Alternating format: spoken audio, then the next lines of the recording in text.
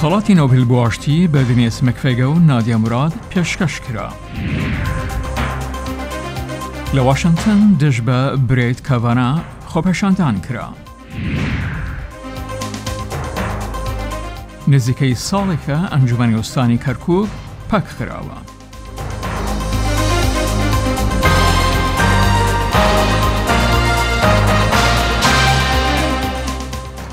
تەماشاچی لە خۆشەویست ئیدەمەتان خۆش، خۆشاتنەوە ڕای بەرنامەی کورد کۆنەکشن هەینی 5 مانگ دەی ساڵە 2018 ئومیدوارم دەمێکی خۆش وەلبان بووەنە سەر. سڵاو و ڕێز و هیڤین دەما خۆش دەگەڵ کورد کۆنەکشن ji dengê ئەمریکا لێرە لە واشنگتن. نادیا مراد چالاکڤانە مافê mirovan û qurbaniya tundûtîjiyên seksî û rizgar bûya koletiya Komala Dewleta İslamî Daeş بە خەلاتê نۆبلê ئاشتiyê hat xelatkirin wê ew xelat hevbeş wergirt digel Denis Mukwege pizîşkê çareseriya qurbaniyên seksî ji Komara Kongo ya Demokrat. Komîteya Nobel ya Nerwîcê ragihand ew xelatê Nobelê aștiyê didet Nadia Murad û Denis Mukwege ji ber hewlên wan ji bo rawestandina tundûtîjiyên seksî ku tên bikarînan weka çekî di şeran û nakokiyên çekdarî de. Nadia Murad bixwe qurbaniya tawanên şerî ye. Wê astengên civakî red kirin ku jinan neçar dikin, bêdeng bin û şermê ji destdirêjiya namîsê bikin dema dibin armanc. Ew zêde wêrek û bicerg bû di gotinên vegêrana derdê xwe û qurbaniyên dî de.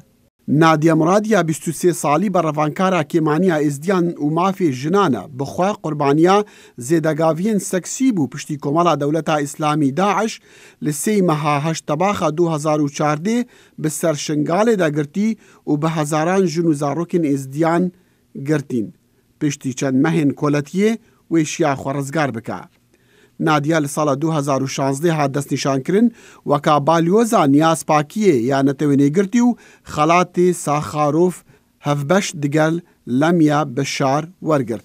Karê van her du bizavkarên helgirên xelatê Nobla aștiyê ya sala 2018 dê hewlek qayîm be di rêka naştina tundûtîjiyên seksî de li deverên şeran û nakokiyên çekdarî. Serokê nû yê Iraqê Dr. Berhem Ehmed Salih û Serok Wezîrê li ser çûnê Heyder Ebadî û Serokê Hikûmeta Herêma Kurdistana Iraqê Nêçîrvan Barzanî û tevaya siyasetvan û karbidestên Iraqê û herêmê jî digel balyozxana Emerîkî li Bexdayê pîrozbahiyê li Nadia Murad dikin bi helkefta xelatkirina wê bi Nobelê aștiyê. Rêw resmên dana xelatî wê li dehî meha 12 li Oslo bên li bîreweriya mirina sazkarê Swîdî Alfred Nobel damezrênerê xelatê Nobel li sala 1895.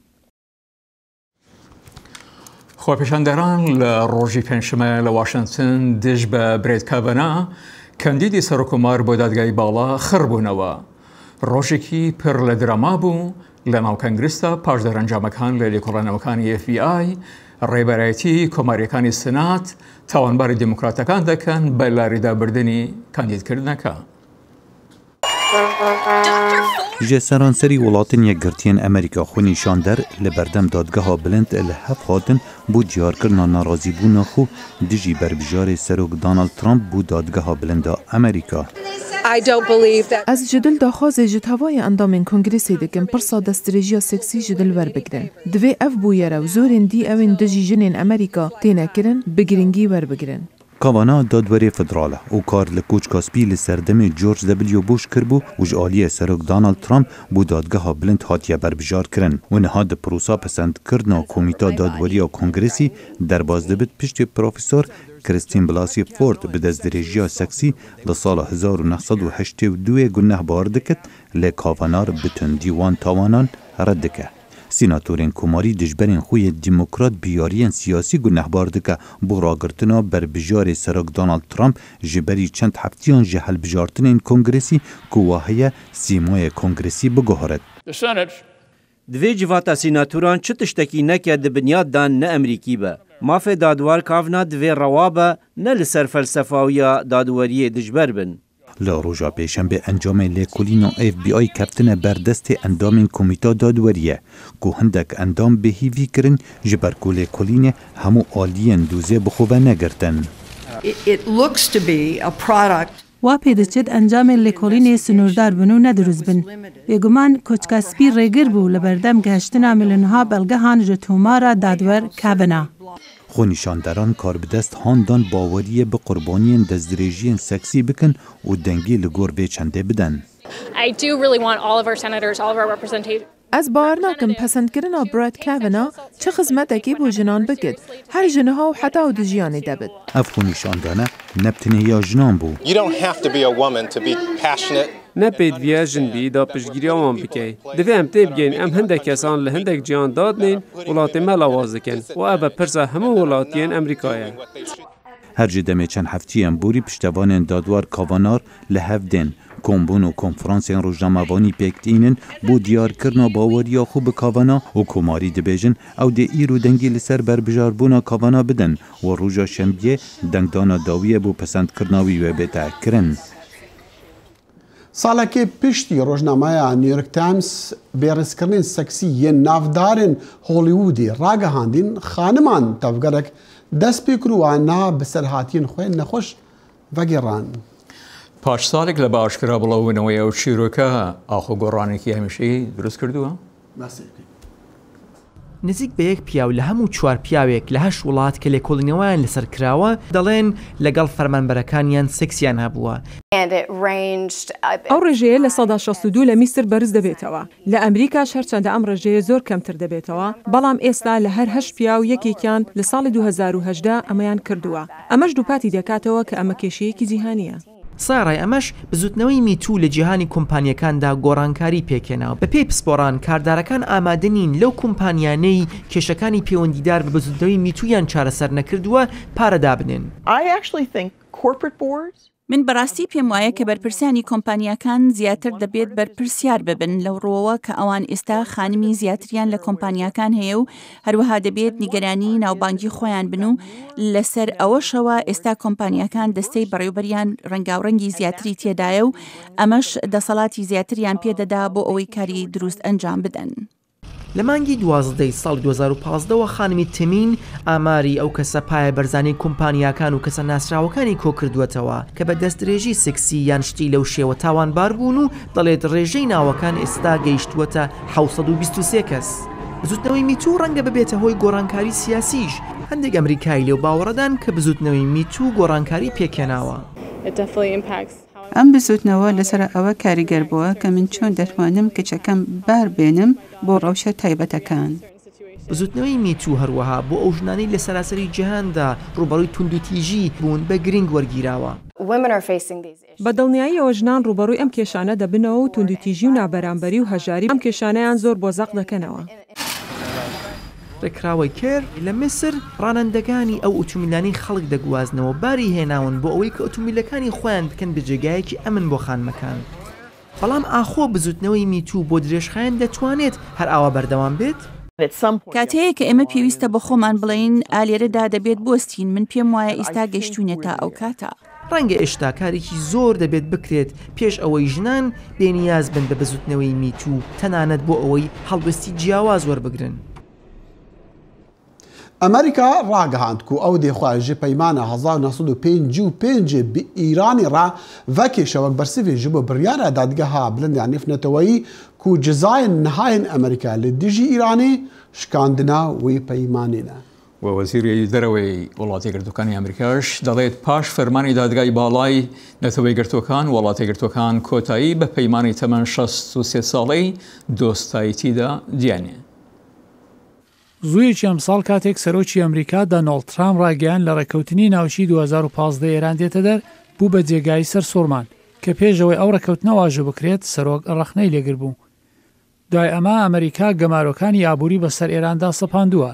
دادگای نێونەتەوەی داد چوارشەمە بڕیاریدا کە ئەمریکا دەبێت هەر بەربەستێک لە بەردەم هەناردەکردنی کەرەسەی مرۆڤایەتی لە نێویاندا خواردەمەنی دەرمان و کەرەسەی پاراستن بۆ بەشی فڕۆکەی مەدەنی لابەرێت چونکە ئەمە دەبێتە پێشێلکردنی پەیمانی 1955 زاینی ئەو بڕیارانە لەلایەن ئەمریکا و پەسەندکراون دەکرێت پاراستنی فڕۆکەوانی مەدەنی لە ئێران و ژیانی مسافران تا ئەو ڕادەیە بخاتە مەترسیەوە کە پێشی فڕۆکەکانی ئاسمانی ئێران دەگرێت نەتوانن پارچەی یەدەک و دەستگای پێویستی تر و دەست بێن و نەتوانن خزمەتی پێویست بۆ فڕۆکەکانی مەدەنی دابین بکەن.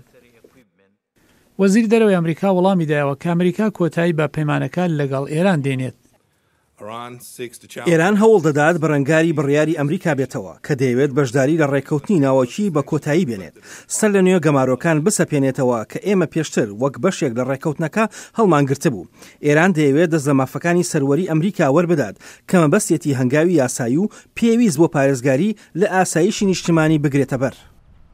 دادگای لاهات داوای ئێرانی وەلانە کە کۆتایی بە گەمارۆکانی سەر لە نوێ سەپێنراوی ئابووری بێنێت ئەوەی بەڕێوەبەراتی ترامپ سپاندویە دوای ئەوەی ئەمریکا لە ڕێکەوتنی ناوچی هاتە دەر.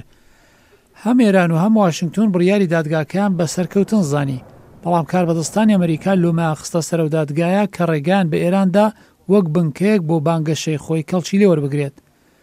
هەروەها ڕاوێژکاری ئاسایشی نیشتمانی ترامپ چوارشەمە ڕایگەیاند کە ئەمریکا پەیمانی ڤیەنا بۆ دەمەتەقە و دامەزراندنی پەیوەندی دیپلۆماتی کە بە شێوەیەکی خوازیارانەیە پاشەکشەی لێ دەکات. ئەوەش لە پەیوەندی دۆسیەیەکی ناسراو بە وڵاتی فەلەستیندا و ئەمریکا وەک زۆردارە پێناسە دەکات و بەرهەڵسکاری و هەنگاوی کردین بۆ گواستنەوەی باڵوێزخانە لە تەل ئەبیبەوە بۆ ئۆرشەلیم.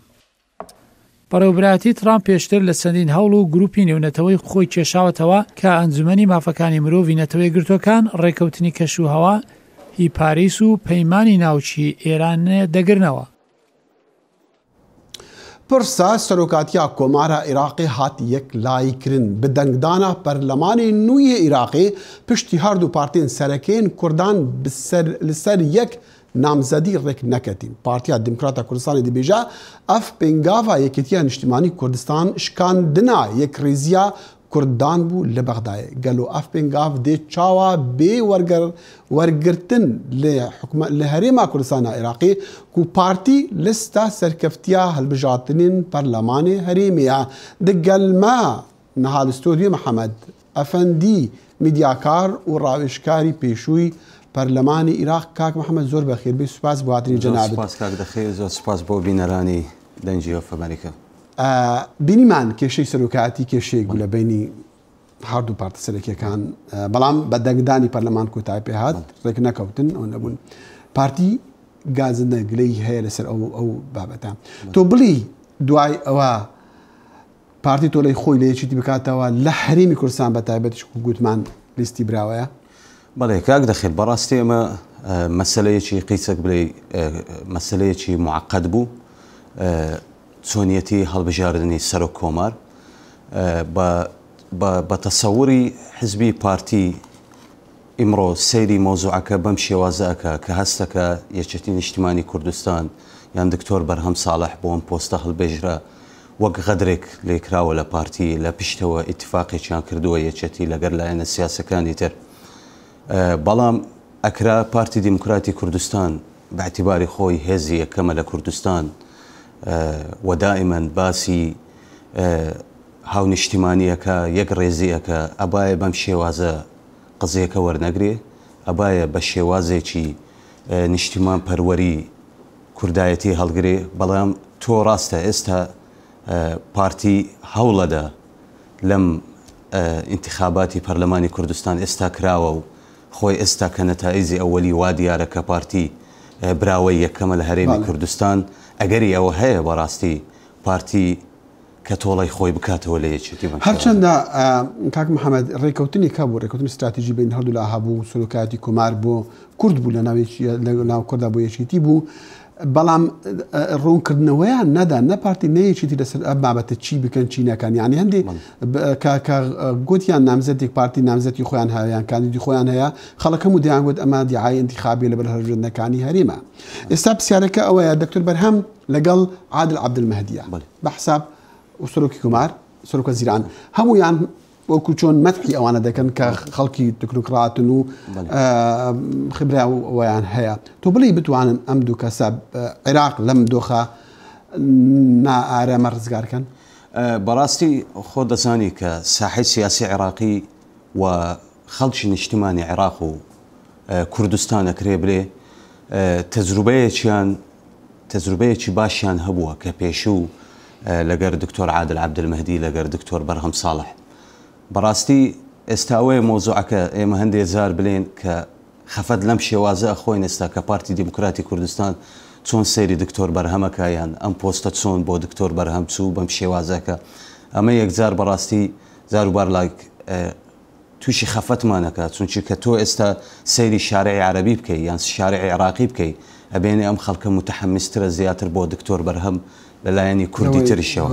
ئەمەش بەڕاستی ئەم خەڵکە خەڵکی عێراق بزات لە حکوومەتی بەغدا خەڵک تەجروبەیەکی باشیانە بۆ پێشوو کە دکتۆر بەرهەم کە جێگری سەرۆک وەزیرانی عێراق بووە هەندێک شتی چاچی کردووە بە شێوازی تکنۆقراتەخوا. بێزگە لەوەش دێرە مۆزوعێکی زۆر مهمەیە کە دکتۆر عادل عەبدولمەهدی و دکتۆر بەرهەم ساڵح دۆستایەکی زۆر دێرینیان هەیە، نەوعێک لە تەناغم و ئیتفاقێکیان هەیە کە بەم شێوازە ئیش بکەن. کاک محەممەد ببوورێت بە قسەکان ببڕم لەسەر مەسەری دەسەڵاتەکانی سەرۆکبیر نێتەوە کە جاری یەکەم تاالبان بوو بە سەرۆکی عێراق. من لەگەڵ دکتۆر محمود عوسمان قسەم کرد پێم گوت چۆن کورد قبولەکە پۆستێک بە بێدەسەڵات وەرەگرن، گوتی کاکە مەسەر کەسایەتی مامزلات دەمێنێت لەسەر ئەوە نەمێنێت دەسەڵاتەکانی هەیەە. ئێستا ئەم بۆ مامزلات ڕاست بوو بۆ دکتۆر بەرهەم چۆن دەبێت بەڕای تۆ؟ بەڵێ خۆتۆ ئەزانی دکتۆر بەرهەم لە سەری هەر لە مناسبێک لە هەموو مناسبەکانە کە قسەکە ئەرێ من خوێندکارێکی مامزەلال بوومە لەسەر ڕێگای مامزەلال ئەڕوا ڕێگای مامزەلال تەطبیقەکە ئیمڕۆ سیرکەی هەندێک ئەفکار و تەطبیقاتی، بەڵام جیاوازەیەک هەیە لە کاریزمای دکتۆر بەرهەم. دکتۆر بەرهەم کابرایەکی ڕاستە دیبلۆماسیە، بەڵام هەندێک قەراڕاتیشی هەیە لە زۆر جێگاوە خەڵک وا سیرێکە کە هەندێک قەراڕاتی حەدی هەیە. دکتۆر بەرهەم ئێستا هەتا ئەگەر سەیری بکەی لە شارعی عێراقی محەلیلە سیاسەکان یان دووسەرەکان هەموو سەیریەوەکەن، دکتۆر بەرهەم بەڕاستی ئەتوانێت ژیان بنێریتن بۆ ئەم پۆستە کە هەندێک حیوەیەتی بداتە ئەم پۆستە بەڕاستی زۆر شتی هەیە هەندێک لە ناو دەستوری عێراقی لە ناو دەستور بەڕاستی هەندێک وردەکاری هەیە، یەک لەوانە حەقی ڤیتۆ هەیە ئەتوانی هەندێک قانون ڕابگری. مەسەلەن پێشوو کە تۆ ئەزانی ئەو غەدرەکرا لە کەرکووک ئەگەر سەرۆک کۆمار سەلاحیەتی خۆی ئیستخدام بکردبایە بەتوانێت هەندێک ڤیتۆ دابنێ هەندێک شت ڕابگرێت لە سەرمە. زۆر سوپاس، خۆشحاڵم بە هاتنی جەنابێت. زۆر سپاس بۆ بۆی بینەرەکان. محەممەد ئەفەندی میدیاکار و ڕاوێژکاری پێشووی پەرلەمانی عێراق لەگەڵمان بوو ڕاستەخۆ لە ستودیۆی کورد کۆنەکشن. دەمێ ساڵێکیە جواتە ئەنجومەنی پارێزگەها کەرکووکێژی بێ کاریگەر بووە و ئەندامێن وێ نەجڤیانە هەفدەم دانوستاندنێن دنێڤبەرە پارتی دیموکراتی کوردستان و یەکێتی نیشتیمانی کوردستاندا ji بۆ ڤەژاندنە ئەنجومەن بێ ئەنجام بوون. راپۆرتە پەیامنەریمە ji کەرکووکێ. ئێرە ناو بینای ئەنجومەنی پارێزگای کەرکووکە کە لە مانگی ئۆکتۆبەری ساڵی ڕابردووەوە جگە لە ژمارەیەکی کەمیان نەبێت. زۆربەی ئەندامانی ئەنجومەن دەوامیان نەکردووە. ئەوانەشی دەوام دەکەن گلەییان لە پارێزگاری کەرکووک هەیە. ئەنجومەنی پارێزگا لە دوای 16 ئۆکتۆبەرەوە و زۆربەی زۆری ئەندامەکانی لە هەولێرن نایەن دەوام بکەن بۆ کارێکی ڕێیسیە بۆ فلەجبوونی و ئەم محافزە ڕێگا نادا نە لە دەوایرەکان و کتابیە بۆ ئێمە نە کتابی بەغاش بکاتە ئێمە، ئەوێ خۆی تەنها وەکو دیکتاتۆر ئیشەکان بکە. تا کورد بەسەر کەرکووکدا باڵەدەست بوو ئەم ئەنجومەنە هەفتانە کۆبوونەوەی ئاسایی خۆی ئەنجام دەدا، بەڵام لە مانگی ئۆکتۆبەری ساڵی ڕابردووەوە بەشێکی زۆر لە ئەندامەکانی چوونەتە هەولێر و نەگەڕاونەتەوە. نەگەڕانەوەشان پەیوەندی بە ناکۆکی نێوان یەکێتی و پارتی و دۆخی کەرکووکەوە هەیە. بنسبة محافظي كركوك وباري كركوك إما أبي كركوك عساي بكريتوا أبيتن أو قورخكارية أو معسكر تاريتي كإستلا كركوك لحشد بوليسي اتحادي وسبا أبي أوانا برون أبي بيشمرقة بقريتوا أبي الله كردستان بسر برزي لسر مقري حزب كان لكركوك لقشوينيكي آزاد بيه ئەوجا بۆ ئەوە دیالۆکێ لەگە بەغدا. هەرچەندە ماوەی ساڵێکە پارێزگاری کەرکووک عەرەبێکی سوننەیە، بەڵام کورد لە دەرفەت دەگەڕێت بۆ وەرگرتنەوەی ئەو پۆستە و عەرەب و تورکمانیش دەڵێن هیچ لایەک ناتوانێت بەتەنها کەرکووک بەڕێوە ببات.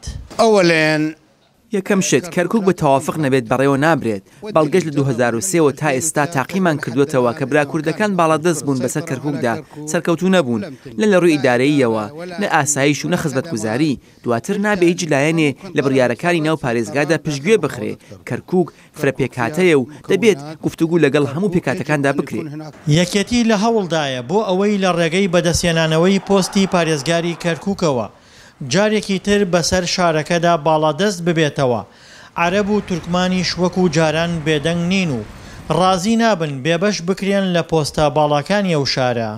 دڵشاد ئەنوەر، دەنگی ئەمریکا، کەرکووک.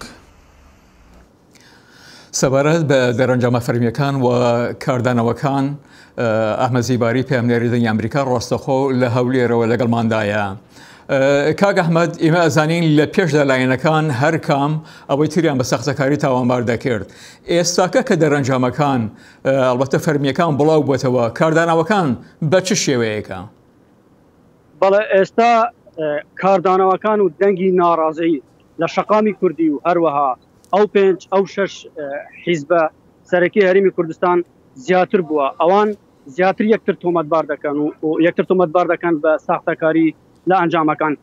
جانی پرۆسەکە وای لێ هاتووە لە ئێستادا لە شەقامی کوردی زۆر ئاڵۆزە.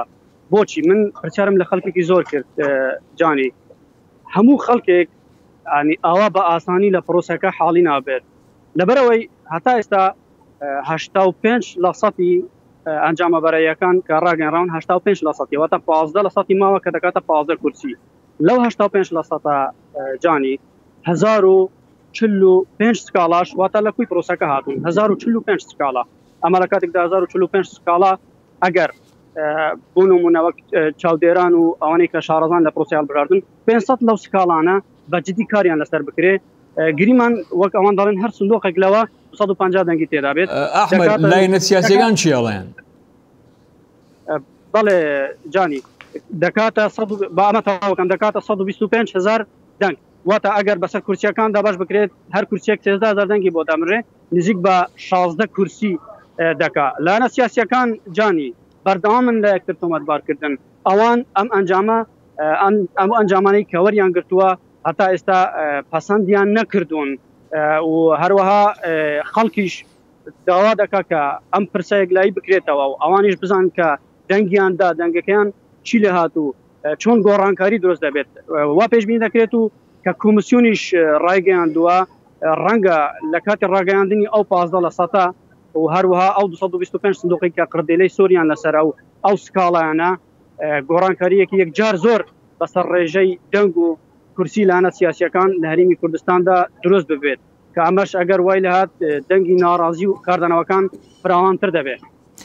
ئایا هەموو لایەنەکان لەگەڵ دەرەنجامەکاندا نین یان تەنها چەند لایەنێکە و ئالتەرناتیڤەوان چییە؟ چی دەبی بکرێت؟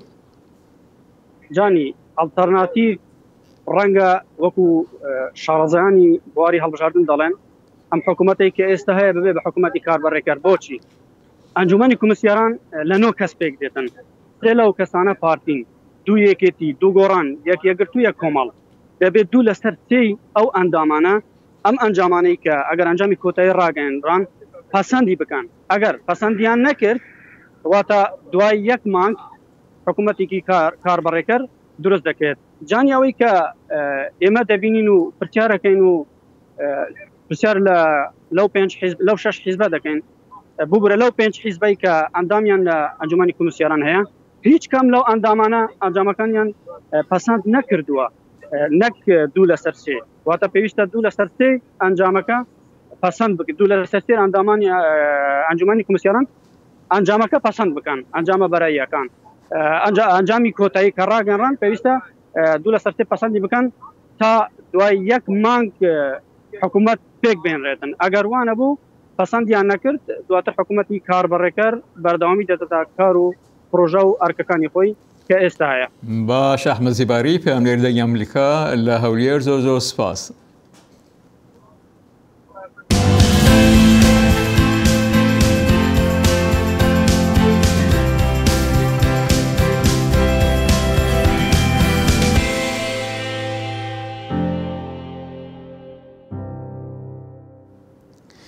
گەڕەکی میژووی حاجی بەکتاشی ئەنکەرە شوێنێکی ناوبانگی گەشتبەریە کە ڕۆژانە هەزاران کەسان سەردانی دەکەن و هەروەها ماڵبەندی شوێنەواری سەردەمی ڕۆمانیەکانە و گۆڕستانی موسڵمانەکانە و مزگەوتێکی ناوبانگیشی تێدایە کە بە ناوی حاجی بەکتاشە.